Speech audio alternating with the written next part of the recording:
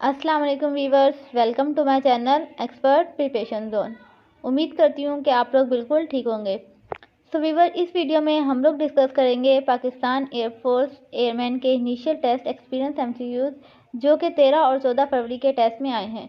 तो जो कैंडिडेट्स ने टेस्ट देना है, ये वीडियो उनके लिए बहुत ही ज़्यादा बेनिफिशियल है, तो आपने ये वीडियो लाजमी देखनी है। इसके अलावा अगर अभी तक आपने मेरा चैनल सब्सक्राइब नहीं किया है तो काइंडली चैनल को सब्सक्राइब कर दें।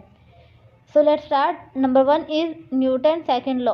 न्यूटन का दूसरा कानून क्या है? तो न्यूटन सेकंड लॉ की जो डेरिवेशन है, उस पर जो हम फॉर्मूला ड्राइव करते हैं वो है F is equal to m a. So the right answer is F is equal to m a.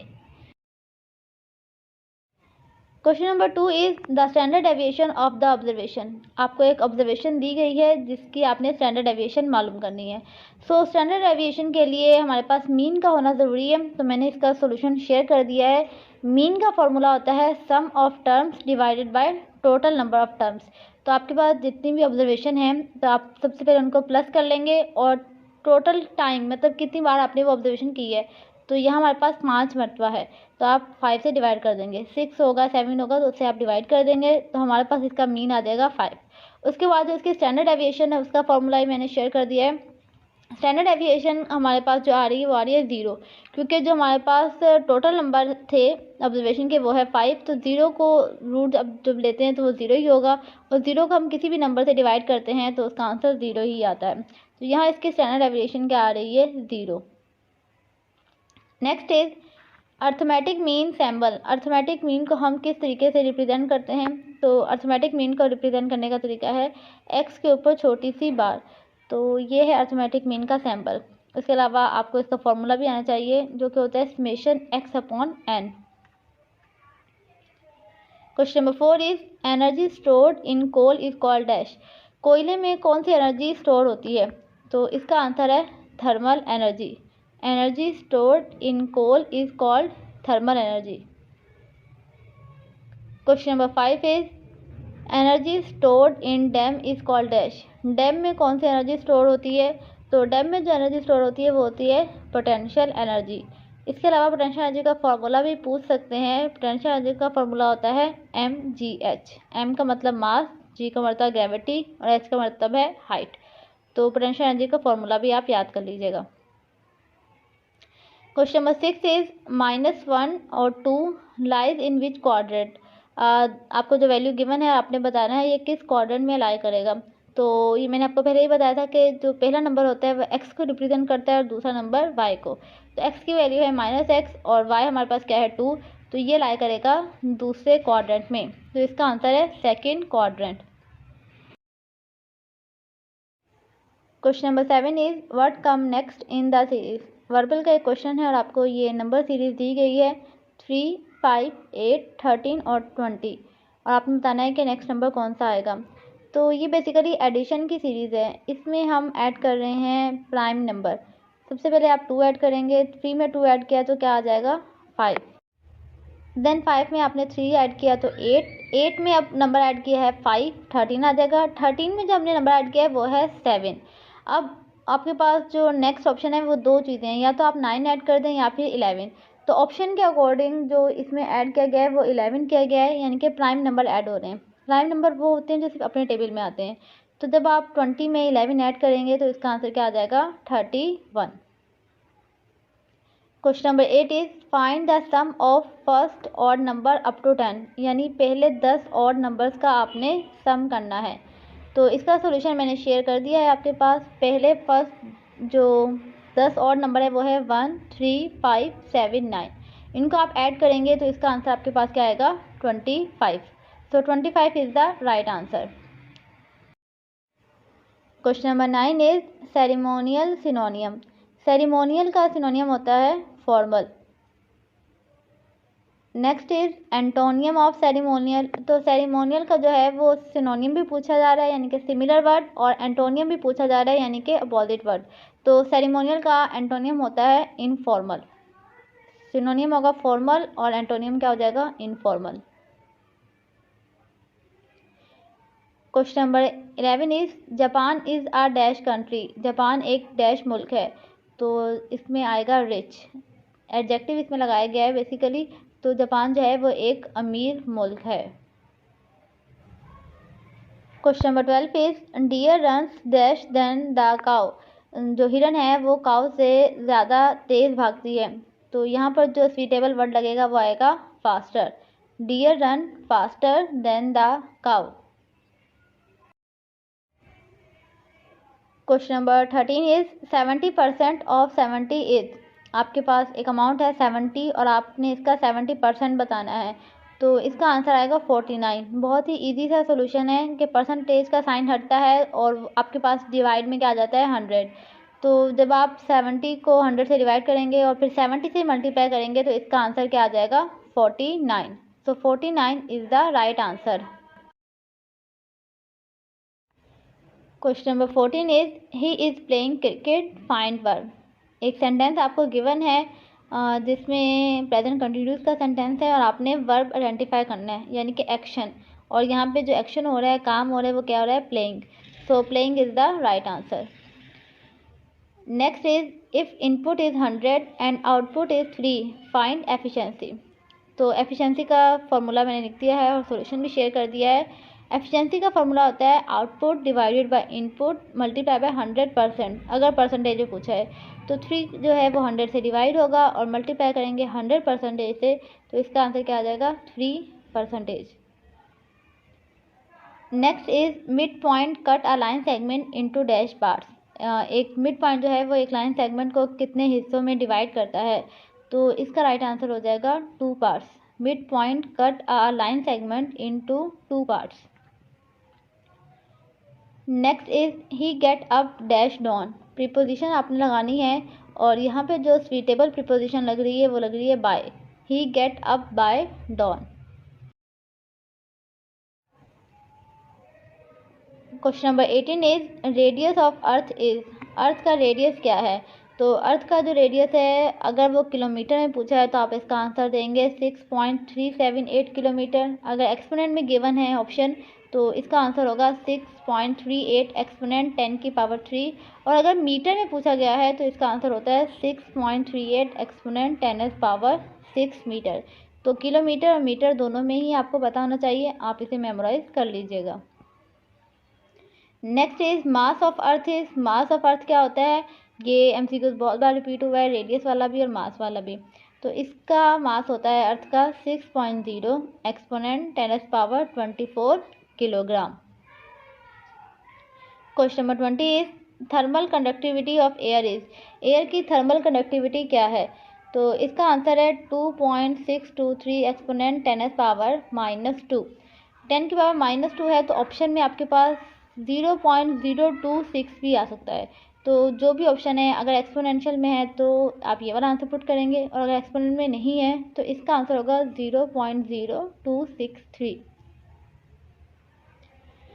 Question number 21 is what is the meaning of explore. Explore का मायने क्या है। तो एक्सप्लोर का मायने होता है डिस्कवर करना। तो इसका राइट आंसर क्या हो जाएगा discover. Next is log mn is equal to. Log के जो है वो सारे क्वेश्चन जो हैं वो बार बार रिपीट हो रहे हैं। तो लॉग में मैंने आपको पहले ही बताया था कि अगर मल्टीप्लिकेशन हो रही होती है तो उसे हम किस में चेंज कर देते हैं एडिशन में। तो इसका आंसर क्या हो जाएगा log m plus log n। Next is log m divided by n। अगर log में जो है वो डिवीजन हो रही होती है तो उसे हम सब्ट्रैक्शन में चेंज कर देते हैं। तो log m divided by n बराबर आ जाता है log m minus log n। Question number 24 is log mn। यहाँ पर जो n है ना वो m के ऊपर पावर है छोटी सी, ठीक है, एक्सपोनेंशियल फॉर्म में मैंने लिख दिया है कि n जो है वो एक्सपोनेंशियल फॉर्म में ये मल्टीप्लाई नहीं हो रहा। तो log में अगर आपके पास कोई पावर है या एक्सपोनेंट है तो उस पर log अप्लाई नहीं होता, वो log से पहले आ जाता है। तो इसका आंसर क्या हो जाएगा n log m। Next is measurement angle a plus measurement angle b plus measurement angle c in a triangle is equal to dash. एक ट्राइंगल में 3 एंगल होते हैं और उनका नाम हमने दिया है a b c। अगर हम इन तीनों को सम कर दें तो ये किसके बराबर आएंगे। तो एक ट्राइंगल के जितने भी एंगल्स होते हैं उन्हें सम कर दें तो इसका आंसर आना चाहिए 180 डिग्री के इक्वल। तो इसका आंसर है 180 डिग्री।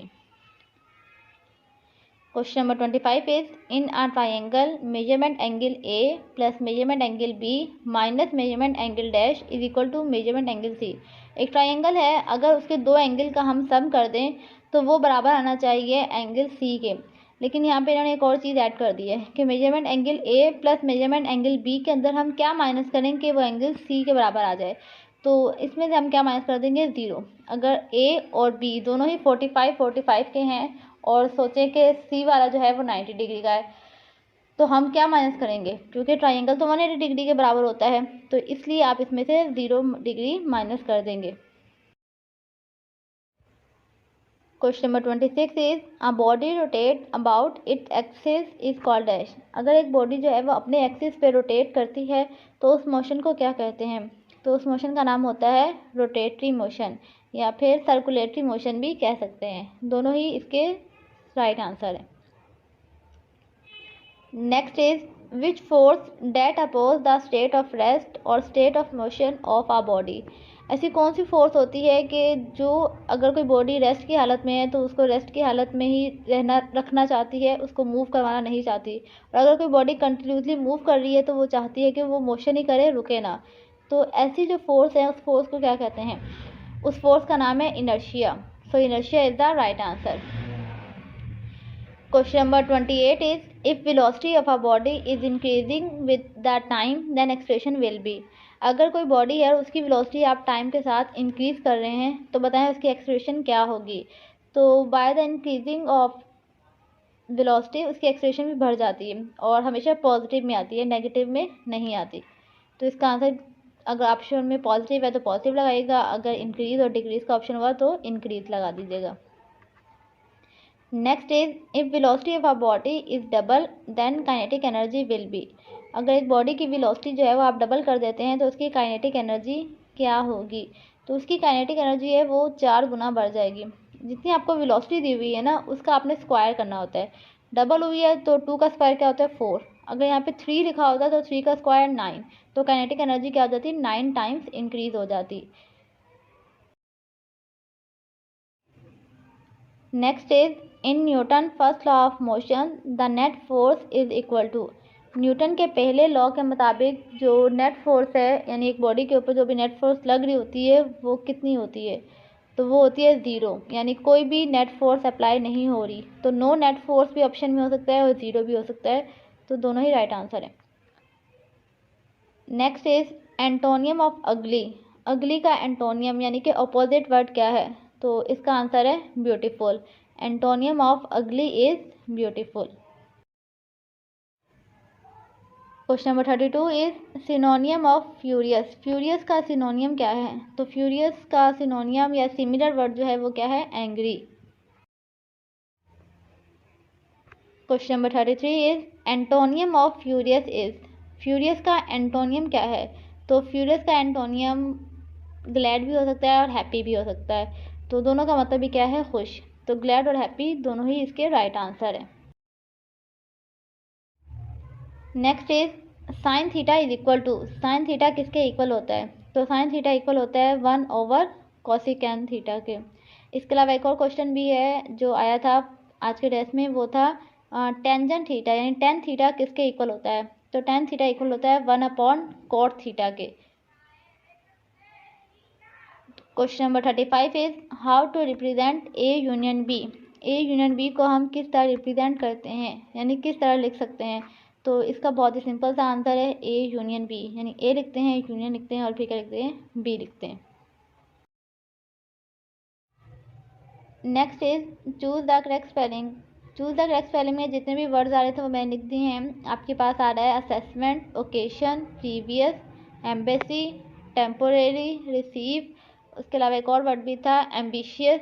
ये 5-7 वर्ड जो हैं वो आ रहे हैं, तो आपने इनके स्पेलिंग जो है वो अच्छे तरीके से मेमोराइज कर लेने हैं। Question number 37 is we watch TV change into passive voice. आपको एक सेंटेंस गिवन है और आपने इसको पैसिव वॉइस में चेंज करना है। तो इसका पैसिव क्या होगा, सब्जेक्ट ऑब्जेक्ट बन जाएगा और object subject. TV is watched by us और वी जो है वो किस में चेंज हो जाता है, अस में चेंज हो जाता है। Next is the birds are kept by her. इसमें आपको वॉइस चेंज करनी है, यानी आपको पैसिव में दे दिया, आपने इसका एक्टिव बनाना है। तो इसका एक्टिव क्या हो जाएगा, शी कीप्स द बर्ड, यानी कि जो यहाँ पर ऑब्जेक्ट था आप उसको सब्जेक्ट बनाएंगे, हर लगा हुआ है तो हर किस में चेंज होगा, शी में, तो शी कीप्स द बर्ड।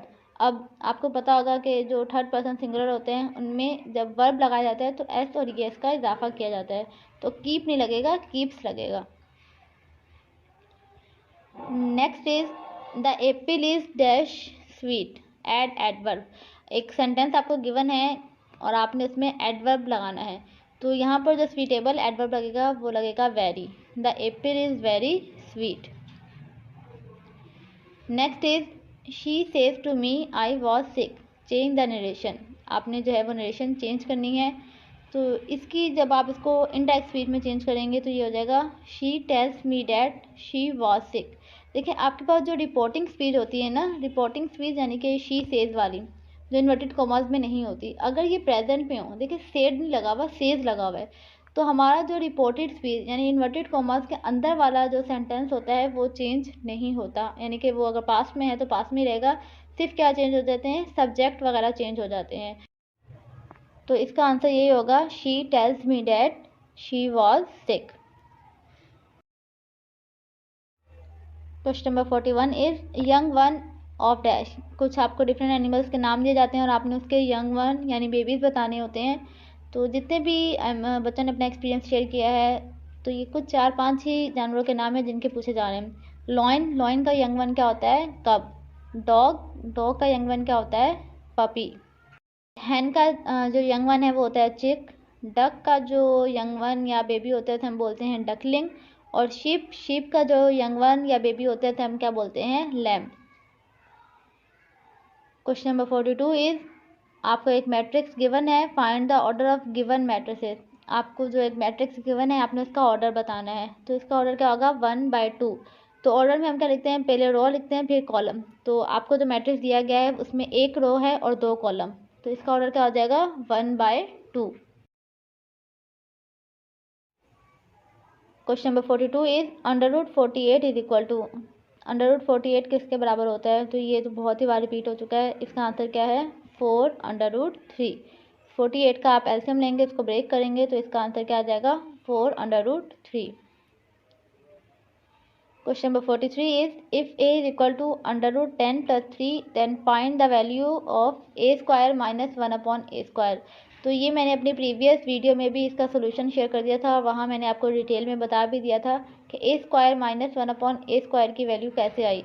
तो इसका आंसर क्या है, 12/10। Question number 44 is sum of complementary angle is dash. Complementary angles का सम क्या होता है, तो अगर 2 कॉम्प्लीमेंट्री एंगल्स हैं आपके पास तो उनका सम होता है 180 डिग्री के इक्वल। तो इसका आंसर क्या हो जाएगा, 180 degree. Question number 45 is B is the father of A and C and D is the husband of A। What is the relationship between D and B। B जो है वो A and C के father हैं और D जो है वो A का हस्बैंड है। तो बताएं D और B के दरमियान क्या रिलेशनशिप होगा। तो D जो है वो B के साथ रिलेशनशिप रखता है सन इन लॉ का, ठीक है, यानी कि उसका दामाद होगा। और अगर B का रिलेशनशिप D के साथ होगा तो वो क्या होगा, फादर इन लॉ। तो इसका आंसर क्या हो जाएगा, father in law. So viewers, ये थे कुछ MCQ जो कि 13 और 14 फरवरी के टेस्ट में आए हैं। आपने इन MCQ जो है वो लाजमी गो थ्रू करना है। होप सो ये वीडियो जो है वो आपके लिए बेनिफिशियल रही होगी। सो अगर वीडियो आपको पसंद आई है तो वीडियो को लाइक कर दें, शेयर कर दें और चैनल को सब्सक्राइब करना ना भूलिएगा।